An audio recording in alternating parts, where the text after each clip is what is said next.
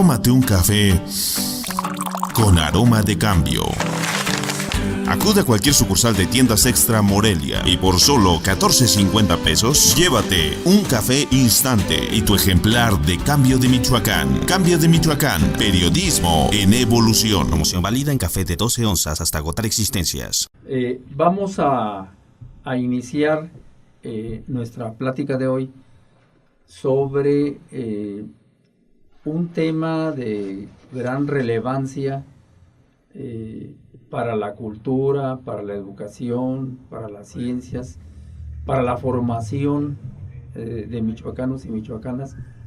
Y en este caso hablaremos de esa nueva ley de educación para el estado de Michoacán, y tenemos la presencia, la grata presencia, gracias, de un compañero conocido de hace muchos años, el maestro Félix Pérez Lobato, quien forma parte de la CENTE en Michoacán. Quisiéramos en este momento, Félix, que nos explicaras el punto de vista, la concepción que tiene la CENTE sobre la aprobación de esta ley de educación para el estado de Michoacán.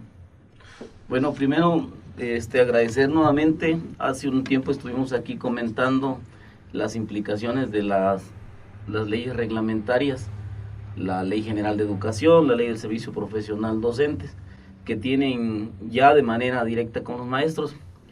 Y hoy creo que nosotros sabíamos que el gobierno federal, a través de los gobiernos estatales, tenían que llevar a cabo lo que es la armonización de las leyes. Eso lo teníamos claro, pero también teníamos claro que este gobierno o este poder legislativo del estado debió ser sensible a la problemática que se vive en el estado, a las necesidades que tiene Michoacán por ser un estado multicultural con varias características que era necesario que se discutieran, que se analizaran. Pero vemos con preocupación que este gobierno, del gobierno priista, sobre todo, lo que hace es cumplir un compromiso con el gobierno federal, y de manera fast track pues aprueban una ley violentando incluso la Constitución del estado de Michoacán, donde fuerzas federales son los que se encargan de la seguridad. Se monta un cerco represivo donde impiden el paso de la población, y no fue únicamente en el centro histórico de la ciudad de Morelia, sino se montó un cerco desde las entradas de la capital del estado. Yo creo que habría que tenerlo claro, porque lo que estamos instaurando en este estado es una militarización del estado, del país, que con otro momento ya lo habíamos visto con el asunto de la seguridad, pero hoy lo utilizan para que el pueblo no pueda manifestarse, para que el pueblo no pueda decir nada.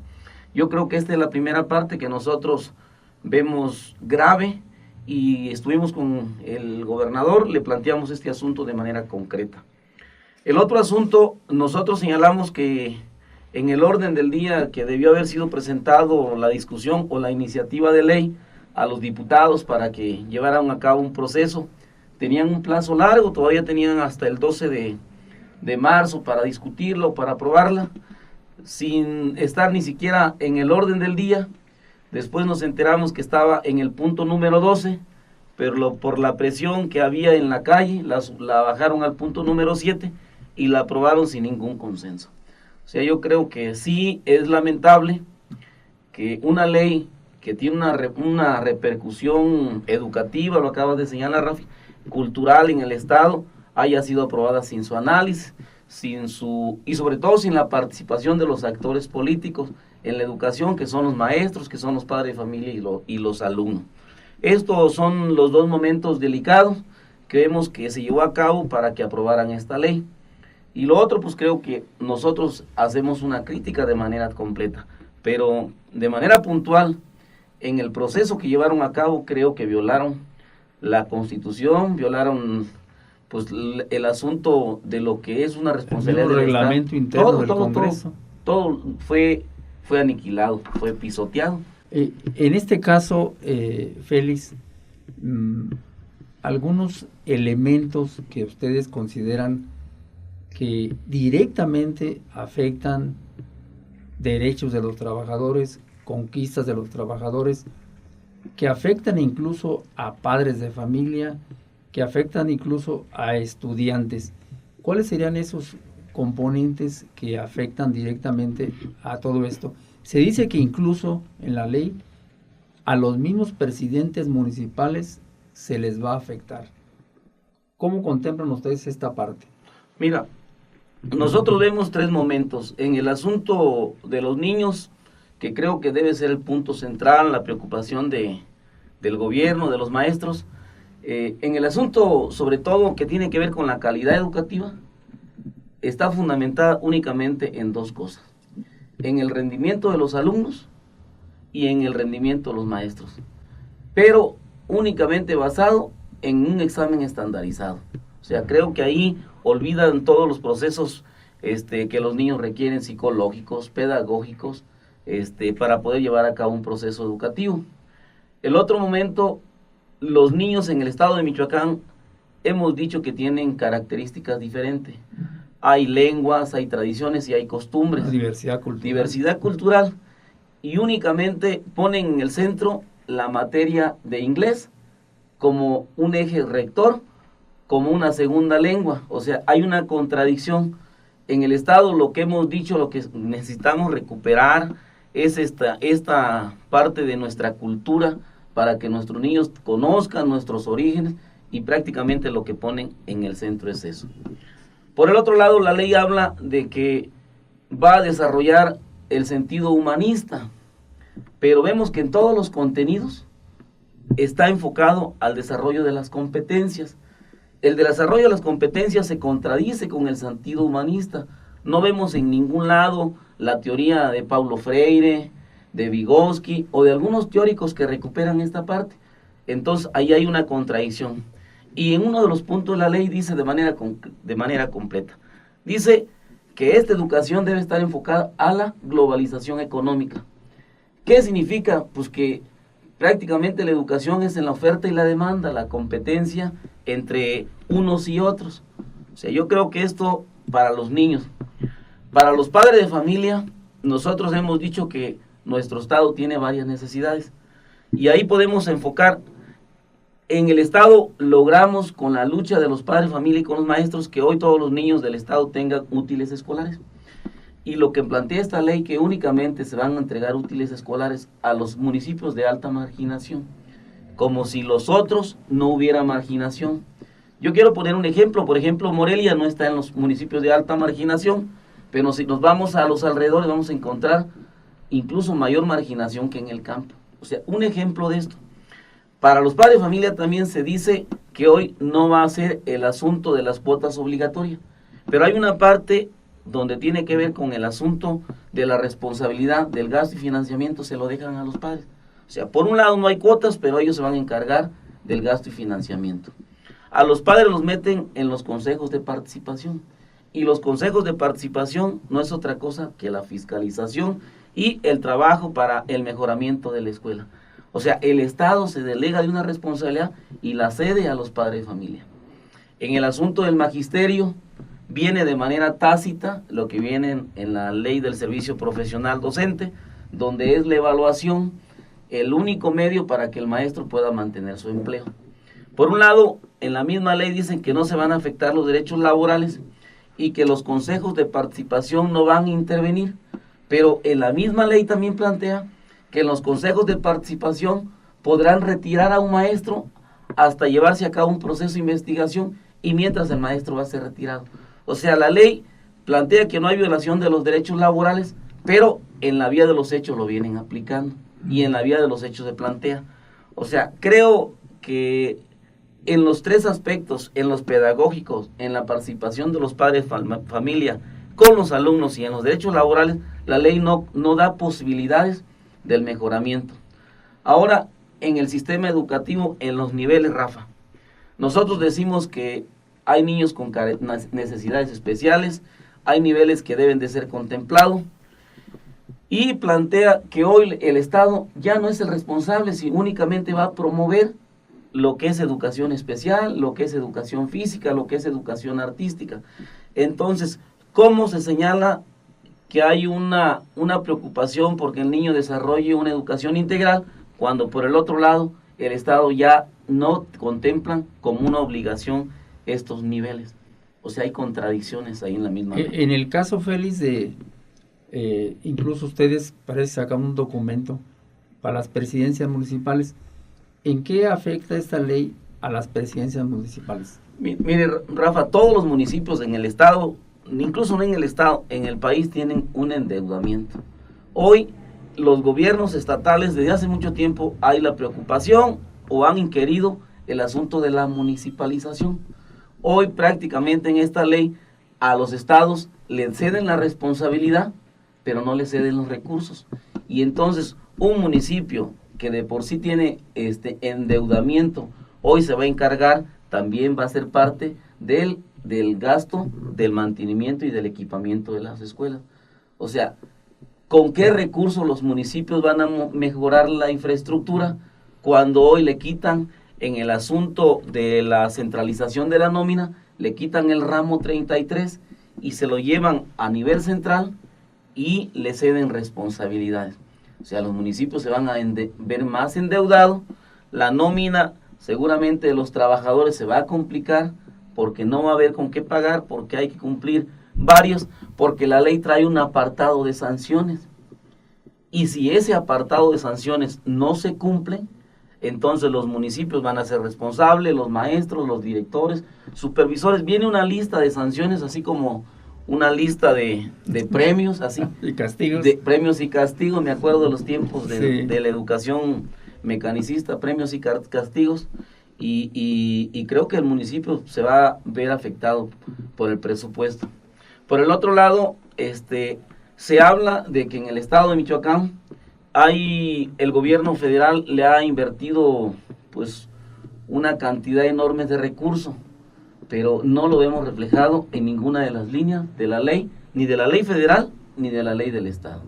De manera concreta, nosotros no reconocemos esta ley, nosotros decimos que esta ley en la vía de los hechos no camina, que los trabajadores de la educación no lo reconocemos por lo que señalamos y por otras irregularidades que se presentan, y que sería un tema muy largo analizarlo punto por punto en donde vienen varias irregularidades, pero creo que estaríamos comentando con el tiempo. Porque el señor gobernador y en general el poder constituido hablan de derechos humanos de los niños. ¿Qué acaso, por ejemplo, una reflexión en general, los derechos de los trabajadores de la educación no se incluyen en la misma Constitución como derechos humanos? Nosotros decimos, de hecho, en nuestro primer amparo, referimos la violación que hay en el artículo 1 y 2 y los que siguen, donde vienen efectivamente la violación de los derechos de los trabajadores, que tienen que ver con un derecho a un empleo digno, a un salario digno, al mejoramiento de nuestros hijos, de nuestras familias. Pero en esta parte que tiene que ver con las sanciones y los derechos de los niños, vemos delicadas las sanciones. Para señalar un ejemplo, Rafa, se habla de que cualquier accidente que ocurre en las escuelas, llámese que el niño se cayó, se le quebró la mano, cualquier accidente que ocurre en las escuelas, primero es responsabilidad del maestro.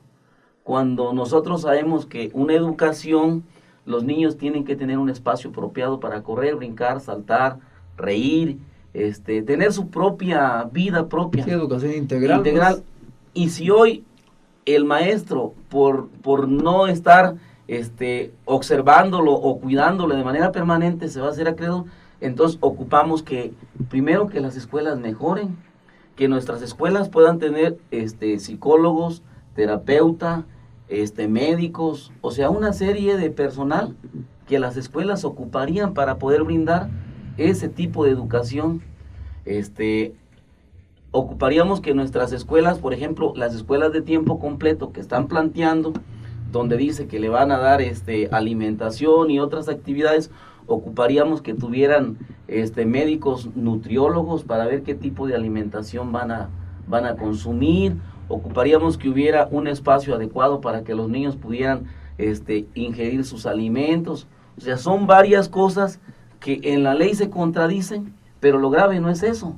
Lo grave es que trae una sanción a quien no aplique este procedimiento que viene planteado. Sí, e incluso le dimos una lectura muy general a la ley, en el sentido de que una serie de delitos que puede cometer el trabajador, e incluso se dice que si un trabajador de la educación hace a un lado el libro de texto, vendrá una sanción.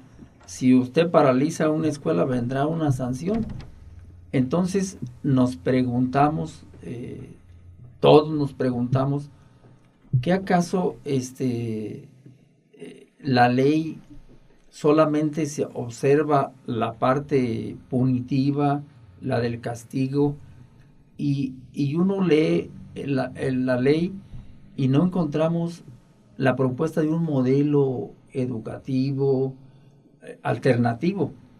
Y sí notamos la mano allí, no sé si lo vean ustedes también, de los empresarios, sobre todo esta organización llamada Mexicanos Primero. Hay una parte de la ley que incluso le da hoy. Nosotros hemos venido señalando que los empresarios Mexicanos Primero, su preocupación central es el gasto educativo, es todo lo que ellos consideran inversión. Pues hoy en esta ley, hoy se le dan recursos económicos para que la iniciativa privada pueda participar. O sea, ya viene destinado una línea de manera concreta donde se le van a dar recursos económicos. A los consejos de participación se va a formar un consejo consultivo en el estado con los presidentes municipales, y la alimentación, hospedaje, traslado, van a ser a cargo del gobierno del estado. O sea, cuando deberíamos invertir en mejorar las escuelas, en mejorar el sistema educativo, primero, nosotros hemos dicho que esta ley no tiene un carácter pedagógico, no tiene un carácter educativo. Esta ley, lo hemos señalado en otros momentos, que esta ley es de corte laboral, que esta ley es de corte administrativo, pero de manera concreta no tiene nada que ver con el sistema educativo donde se mejore la calidad de educación. Nosotros lo insistimos la otra vez contigo, Rafa, nosotros tenemos un proyecto educativo alternativo, donde tenemos proyecto, donde tenemos método, donde tenemos maneras de que hoy el alumno pueda mejorar su situación educativa. E incluso ustedes propusieron al interior del Congreso un proyecto de ley, no se contempló nada. No hay nada. Incluso ya fuimos a un congreso de educación con el gobierno del estado, hay resolutivos, y ahí participaron los padres de familia, participaron los intelectuales, participaron todos, pero no está contemplado. O sea, hay un vacío. Hay un vacío. La voz del trabajador de la educación no existe, está silenciada. Mira, en la ley le dan una figura y nuevamente encontramos la mano negra de varios legisladores afines al partido porque hoy gobierna, donde hoy dicen que el sindicato va a tener una representación, pero esa representación le hablan representación legal o estatutaria. Significa que nuevamente están planteando la mano de la gente del Bester Gordillo en la ley para que puedan plantear. O sea, nosotros hemos dicho que nosotros somos un sindicato legítimo, nombrado por las bases, con el aval de todos los trabajadores de la educación, pero para quitarnos esa figura de participación en la discusión, le dan un tinte. Creo que es un tinte político. Yo quisiera, Rafa, no sé cómo andemos de tiempo, pero quisiera señalar 3 aspectos que no tienen que ver con la ley, pero sí tiene que ver con nuestra protesta, con nuestra movilización, con nuestra lucha. Porque luego el pueblo cree que el magisterio nada más lucha. Qué rijoso, qué revoltoso. Así es. Mira, primer momento, nosotros decimos, lo comenté contigo en este espacio, que la ley, el lado frío de la ley, hoy tenemos en esa condición por el lado frío de la ley, 400 maestros que la Secretaría de Educación dice, despídemelo. porque están enfermos. Ah, caray. O sea, tenemos 400 maestros con cambio de actividad por enfermedades crónicas degenerativas que hoy la ley no los contempla. Ni la ley del ISSSTE, ni la ley general, ni la ley del servicio profesional. Desprotegidos. Desprotegido. Lo grave ahí son 2 puntos. Al maestro se queda sin empleo y segundo, se queda sin atención médica. O sea, prácticamente es la muerte. Segundo momento, nosotros tenemos cerca de 2,000 trámites de dobles plazas, de plazas de interinatos, que hay un techo financiero porque son recursos que ya venían operando y que hoy el gobierno del estado le debe desde hace 3 años. 3 años. Ese es el segundo momento. Tenemos también con el gobierno del estado dejó de pagarle de nuestro dinero a Caja Libertad, a Fobiste, a todas las financieras, un dinero que ya los trabajadores ya aportaron y que debería ser por ley pagarlo. Pero hay otro asunto grave. Nosotros tenemos cerca de 100 maestros, que ya fallecieron y que en nuestros derechos tenemos derecho al seguro colectivo y que el gobierno del estado no les ha pagado. O sea, y que entonces ahí hay un incumplimiento de la ley y que les debe. Tenemos también en este momento a los compañeros, cerca de 2,000 compañeros por servicios eventuales que año con año tienen que estar peleando cuando ya devengaron su salario. O sea, los trabajadores efectivamente sí salimos a luchar. Todo lo que se oculta a partir de ese momento ruidoso de la aprobación de la ley. De la aprobación de la ley. Y hay un asunto que en los medios se viene comentando. Hay 10,200 maestros que le hicieron cambio de homonimia. Muchos podemos decir, pues ¿qué tiene? Se corrige. El problema no es eso. Es la homoclave. Es la homoclave. El problema es que de esos 10,200, varios tienen 25, 20 y tantos años de servicio, y lo que encontramos es que fueron dados de alta Hacienda el año pasado o hace 2 años. ¿Qué significa? Que el trabajador aportó el impuesto sobre la renta y alguien no lo pagó.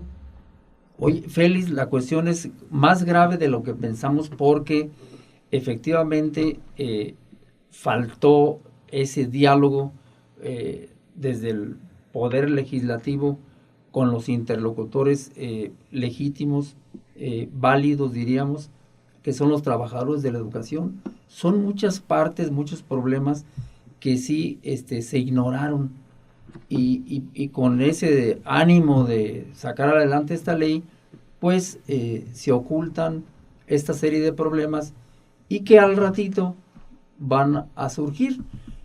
Por último, para terminar hoy, Félix, ¿qué papel jugó la oposición en la aprobación de esta ley al interior del Congreso? Bueno, nosotros primero creo que los legisladores se perdieron una oportunidad de que en esta ley los trabajadores de la educación, juntos con ellos, pudiéramos haber resuelto estos problemas que yo planteo, que tendría que ser una obligación del Estado.